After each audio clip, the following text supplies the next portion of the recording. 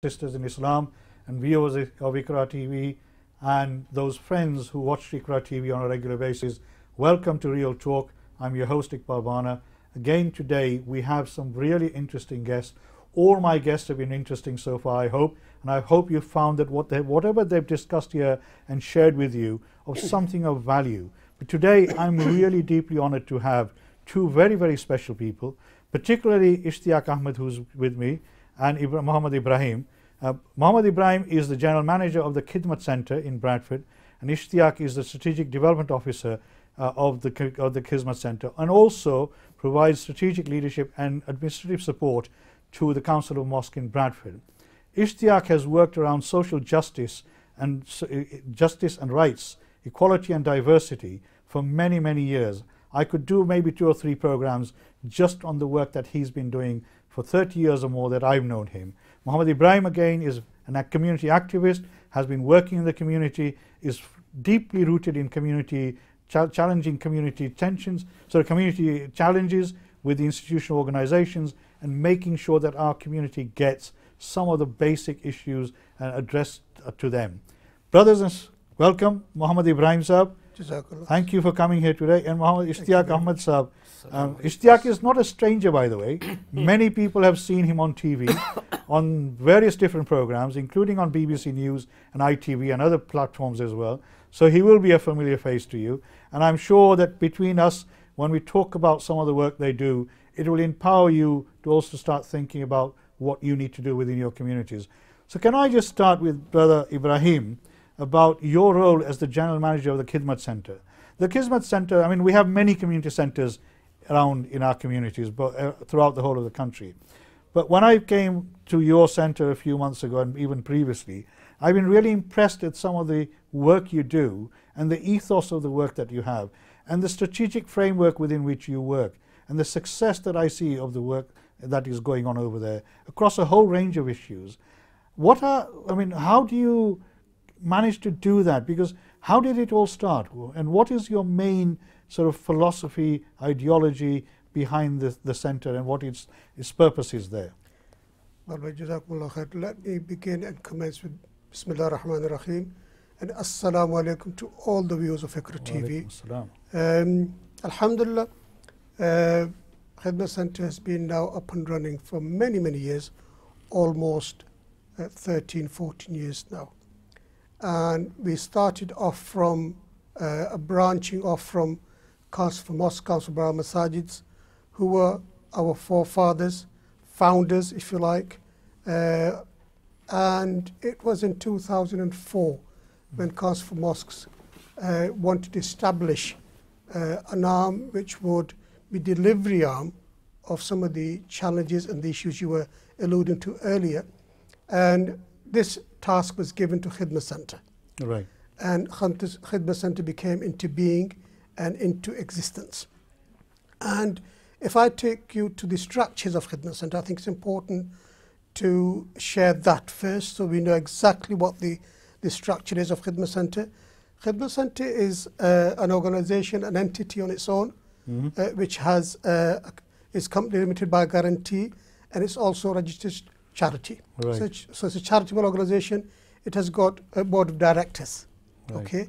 And they come from the community. Indeed. We have a number of board of directors who are selected by Council for Mosques, and the others are from the community. Right. So they are your governance, if you like, which give us the direction, the vision, and we perform all the activities.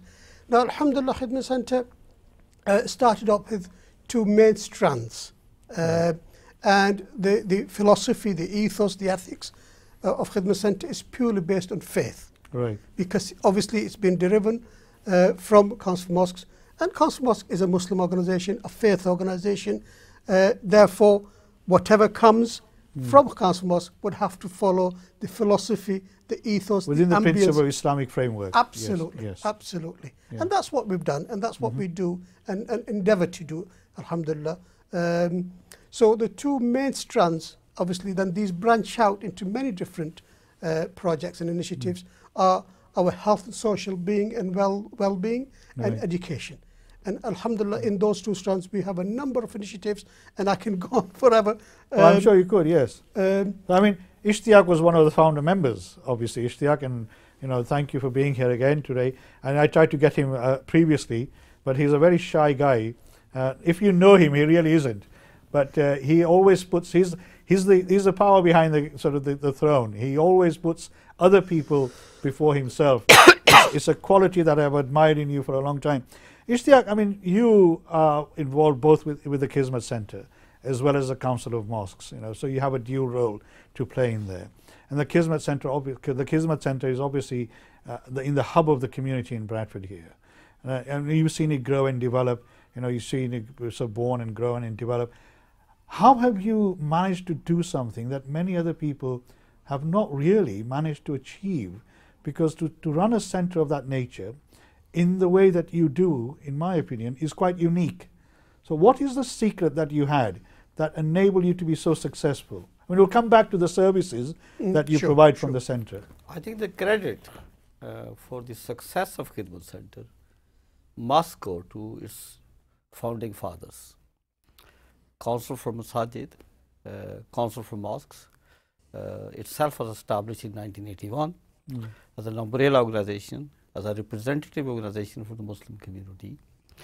And it came to realization as far back as 1985 that when we talk about Muslim needs and provision for the Muslim community, we need to go a step further, not just talk about it, but to demonstrate and model provision of services, deliveries in accordance with Islamic ethos. So other providers can look at us and say, this is how it should be done. Right. And that was the thinking behind the Khidmat Center.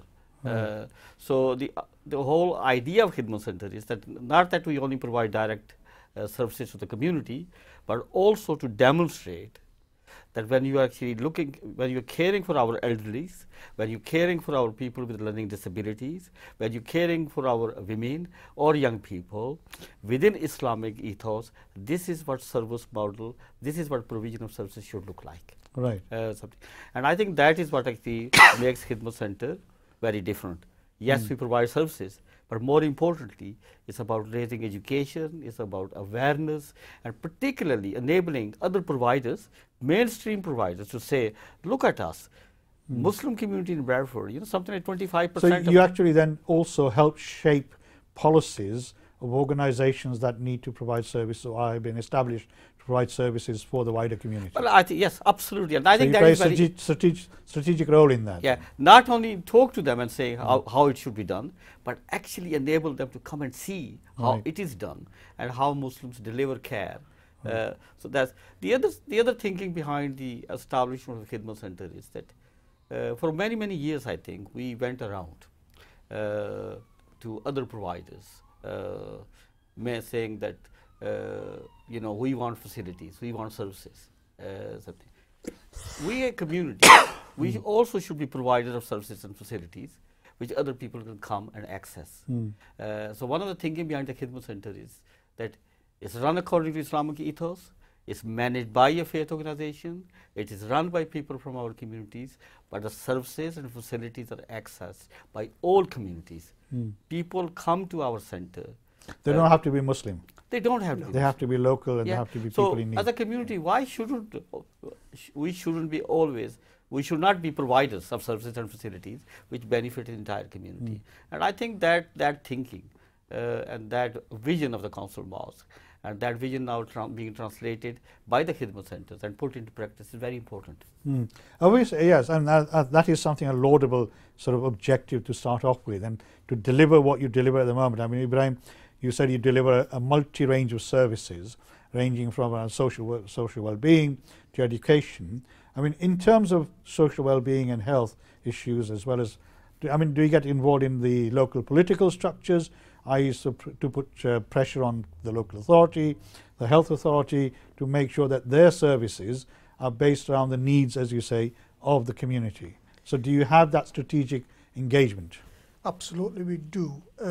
We would not be providers of the services which we provide on the basis of health and social care if we wouldn't have that input or involvement in those decision-making powers. So what we want to do is, as Ishtaq alluded earlier, is to be able to provide a service, become deliverers of a service which Muslim community has not been able to deliver over a number of years. Okay, we have a project which is purely on learning disability. Right. Now we have in Bradford, in local area, a number of families with children with severe learning disability, and they're out and about obtaining services from other than our own service. And Right. we now have this service started in 2009. So you have become one of the key service providers, Exactly. to the community itself. We have a call. I've just been advised. So we have a call from somebody. So let's take that call. Assalamu alaikum wa rahmatullahi wa barakatuhu. Wa alaikum assalam. MashaAllah, you're doing a good show today, and I would just like to say the Khidmat Center, MashaAllah, well done for bringing it in. But I'd just like to say, why is it taking so long in our Asian community, and why are there so many little organizations? There's 100 little organizations, but why can't we do the same as like St. Gemma's, have a big one strategy which everybody follows together, and spread the word around in each cities? But what everybody's doing is there's a Dosti, there's Hamara, there's Shantana. They're making little, which the message doesn't go carefully. So I'd like to say Khidmat is doing very well, but I'd like to say, how come it's so little and it's not spreading the word in other cities? Thank you very much, sister. Thank you for your point. I'm sure we will discuss that. You have some valid points about, where we work individually in small little community groups and community centres. We should have a strategic arm as well, so we can do that as well. So we'll come back to that point. I think she makes a valid point. I think all community centres have a role to play, whether they provide, huge range of services like you do, or, specifically limited services. They all have their own role to play. But I think the point is that maybe, like the Khidmat Centre, others need to learn to become more strategic. And that's the point I think she was trying to make. So sorry, let's come. You're talking about people with learning difficulties. So you provide services directly and indirectly to people with learning difficulties Exactly. Iqbal Bhai, we have a project which is a mixed provision, or 5 days a week. And we also have a single sex for our sisters and female provision only. Right. So obviously, depending on what your needs are, we made sure we have that provision available for the community. And the people who work in that are all professionals within those disciplines. Absolutely. Yeah. They are support workers with that background, so they're able to give the best service to those individuals who require it whilst they're in our custody and in our care at our centres. Because we have, Khidmat Centre has 2 centres. There's one in Bradford, BD7, and there's one in BD5, not far away from here. Right. And we provide services at both centres. I think the one I've been to regularly is the one in BD7. Yes, where we have. Yeah, which is where you're based, aren't you? Indeed. That's a HQ. Right. But we do have another centre which is not far from here. Right. And that also provides a number of services. So basically we provide cross-sectional services across 2 centres. So it started off with the Council of Mosque. The Council of Mosque had a vision which said, we as a community need to start engaging in delivery of services, because the mainstream providers were not maybe delivering according to the way we wanted as Muslim users of the services. So, I mean, to get the Muslim community itself, where we have, multidisciplinary issues around sectarianism, issues around different needs, I mean, that in itself is quite unique as well. I mean, the Bradford Council of Mosque is one of those organizations that is highly regarded and respected, not just nationally, but internationally as well. Ishtiyaq, that must have been a challenge when you started that, to bring all these disparate organizations together, people with different ideologies, different thinking, different requirements. And how did you manage to do that? I think people need to also understand that the Council of Mosques itself was established in 1981. But the period which is most important is the period that led up to its formation. Right. That a year to 18 months work done by our elders back in 1979, 1980. A lot of meetings, a lot of discussions, which were about if we are going to have an umbrella organization, what that organization is going to look like, its vision, and its basically forward vision. Alhamdulillah, our elders back in '81 agreed that there's a need for organization like Council of Mosques, but that it has to be very clear as to what its role and responsibilities are. And at the outset, they took, I think, a wonderful decision. And the decision was that the Council of Mosques will only concentrate and focus on collective issues. Right. Collective issues which cut across different school of thoughts. Right. It took a second decision. We will not get involved in the internal affairs and the running and the management of individual masajids. Right. And I think those decisions have actually helped the Council of Mosques not to get embroiled or dragged into individual masajid-based, community-based issues. Right. So issues like education, issues like health, issues like bereavement services, issues like Islamophobia, racism, Satanic verses. It has a very rich legacy, but they are all collective issues. Yeah, National all issues are sections, important. all Muslims, regardless of where they come from, what they are. Precisely. Yes, yes. And as this began to work on those issues, then I think those issues helped organizations to develop trust, friendship within the community. People got to know each other, they start meeting each other, they start planning each other. And I think all that has so it's 38 years of process which has actually got us. And alhamdulillah, I always say to people that if Council of Mosques actually doesn't do anything else, all it does is keeps Muslims together. We are talking to each other, we are planning to each other, we are actually moving forward to each other. That in itself is a magnificent Well, it's a fantastic example, because one of the biggest criticisms that we have as a community is the disunity within the Muslim community. You know, and I mean, I'm a government advisor, as you know, and I know how sometimes that is exploited, this disunity within the Muslim community. And we've always said to people, we need to come together, come together all the time. So to create that environment within which you can bring people of different schools of thoughts to come sit together and work together is, in my view, a unique thing that has happened. And it's something that, as you say, has proved to be successful, because that is the reason why you are where you are. So what people need to start off with is to have an open minds.